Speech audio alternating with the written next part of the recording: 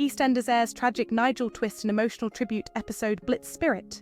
The special tribute episode opened with black and white archival footage of Spitfire planes in the skies, before showing scenes of debris and devastation to buildings in London's East End from the bombing in World War II.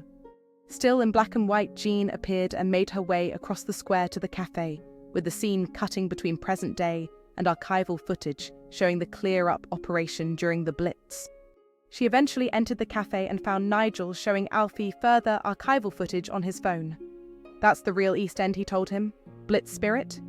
Nigel was one Walford resident keen to celebrate the historic anniversary, but as his dementia continues to take hold, he had the date right, but not the year, believing it's 1995, with his pal Arthur throwing a 50th anniversary party for VE Day at the Vic. A concerned Jean and Phil agreed to quietly tell Nigel the truth, but Jean bottled it and turned to Phil, Little Mo and others to help her plan a last-minute party. Phil went to the pub to persuade Linda to reopen the Vic for the party, but she was adamant that the pub was to stay closed, with many still mourning the death of Martin. However, a little later, Linda opened the pub doors to find Mo, Honey, Billy and a bunch of market traders outside, decked out in Union Jack decorations, embracing the VE Day spirit.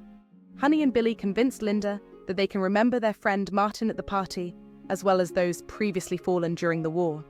Outside the pub, Nigel paid a visit to the War Memorial, where he was greeted by his late wife Debbie and adopted daughter Clare in a poignant scene. Nigel recalled a memory to the two of them from the day of the 1995 anniversary, when Grant and Nigel were selling poppies in the square and were told by a customer that the past didn't matter. Grant says, "Yeah, you're right. We should look to the future. That's what they died for." Later, Nigel arrived at the Vic, ready for the VE Day celebrations.